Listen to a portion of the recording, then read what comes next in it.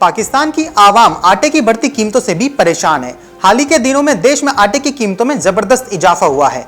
इमरान खान सरकार ने गेहूं उत्पादन का गलत अनुमान लगाया, जिस कारण इसकी कीमतों में जबरदस्त इजाफा हुआ है। जमाखोरी भी एक वजह से है जिसमें इसकी कीमतों में इजाफा हुआ है। कराची में 1 किलो आटे का भाव अभी 76 रुपए हो गया है। हिमाचल प्रदेश के कुल्लू में इन दिनों लहसुन की बीमारी से हजारों किसान परेशानियों का सामना कर रहे हैं। कुल्लू की लग घाटी के सैकड़ों गांव के किसान लहसुन की फसल में बीमारी त्रस्त हैं। किसानों ने कृषि विभाग के विशेषज्ञों से खेतों का निरीक्षण कर उचित निदान की मांग की है। राष्ट्रीय राजधानी में दिल्ली में एक बार फिर सब्जियों के तेवर सातवें आसमान पर हैं।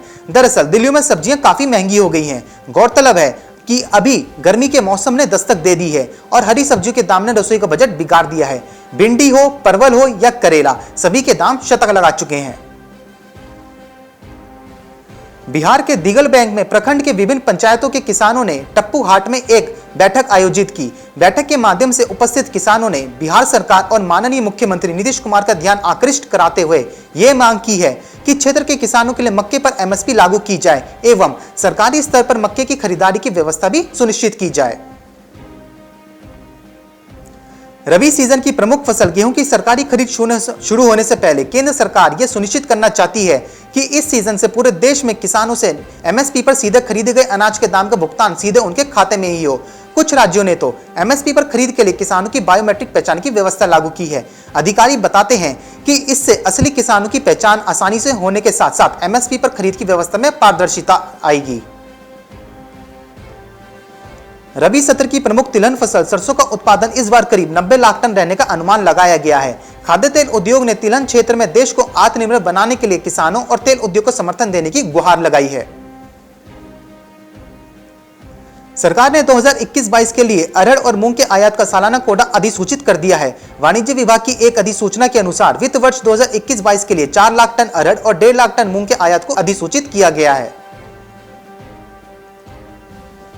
रबी की अच्छी फसल की वजह से उत्पादक और उपभोक्ता दोनों आलू के दाम 50% घटकर 5 से 6 रुपए प्रति किलोग्राम पर आ गए हैं। इस वजह से उपभोक्ताओं को रसोई की यह महत्वपूर्ण सब्जी काफी कम दाम पर उपलब्ध है, लेकिन आलू के किसानों के लिए उत्पादन की लागत निकालना भी मुश्किल हो रहा है। पिछले कुछ दिनों से सरसों के भाव में आई तेजी से किचन का बजट प्रभावित हुआ है। लॉकडाउन की स्थिति धीरे धीरे सामान्य होने से सरसों की डिमांड बढ़ती रही, जिसके चलते इसके भाव मजबूत हुए। पिछले एक साल में सरसों के भाव में 31% का उछाल आया है। हालांकि कुछ महीने बाद फेस्टिव सीजन और शादियों के सीजन आने के चलते इसके भाव को सपोर्ट मिलेगा।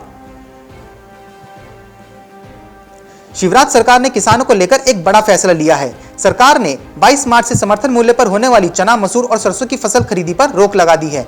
ये जानकारी खुद प्रदेश के कृषि मंत्री कमल पटेल ने दी है। कृषि मंत्री ने कहा है कि कोरोना वायरस के बढ़ते मामलों और पिछले दिनों हुई बारिश और ओलावृष्टि के चलते यह फैसला लिया गया है।